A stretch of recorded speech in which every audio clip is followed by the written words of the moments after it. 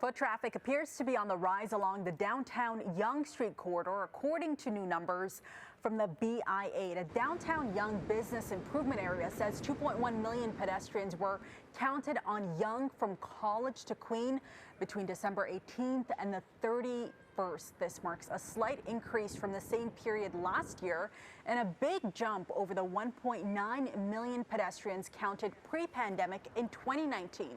Boxing Day in particular saw a significant increase with more than 450,000 pedestrians over the long weekend. Pauline Larson, the executive director of the downtown Yonge BIA, joins us now. Thank you so much for braving the cold and speaking to us today, Pauline. We appreciate it. Thank you, Faiza. I appreciate the opportunity. Welcome to downtown Yonge Street. Yes, and it's a snowy day, but let's talk a little bit about the numbers. They're up by nearly 100,000 people when compared to 2022's holiday season. What do you think, or what would you say is driving this increase? I think that's a really good question. We've been tracking the return and the recovery from the COVID pandemic for over 2 years now.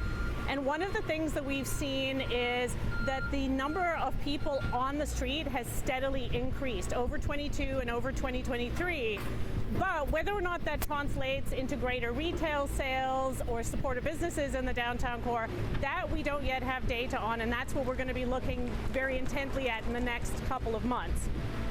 It would be interesting to get those numbers to find out, especially when it comes to Boxing Day, for instance, just how many people were out there on that day. But are pedestrian levels where you would like to see them, or is there more that can be done to support growth? Oh, I would definitely like pedestrian levels to increase, but I would also like spending to increase. So I think what we have seen is that since the beginning of 2023, pedestrian counts along Yonge Street, we only track north and southbound foot traffic, have typically run at about 10 to 15% below the pre-pandemic level. So on average, we're still seeing foot traffic that's lower than 2019. However, what we started to see is that there have been specific upticks during very, holiday periods, Thanksgiving, the holidays over Christmas, over New Year. That's when we've started to see some really good upticks. On what we're going to be hoping for, look out for 2024, I think one of the things we'd really like to see is more of a return to the offices.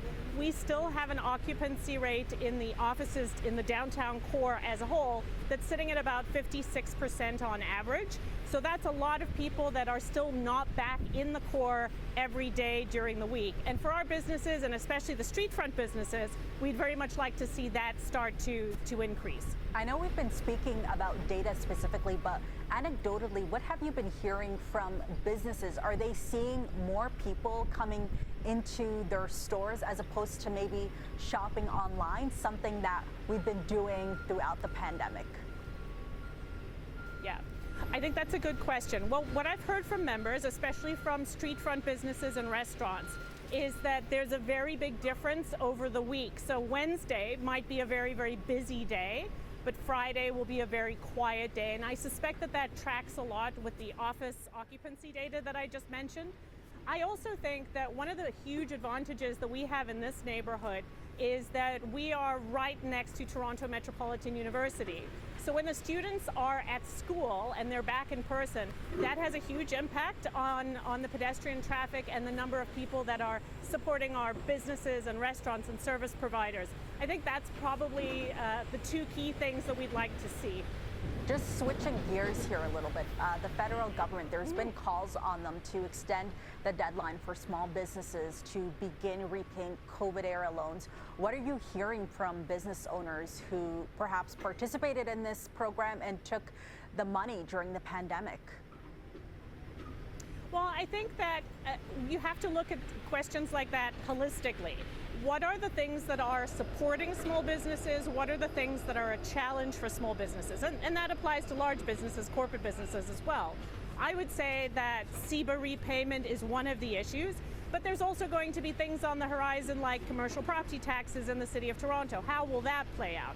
construction mitigation strategies for a number of large construction projects that are happening throughout the city.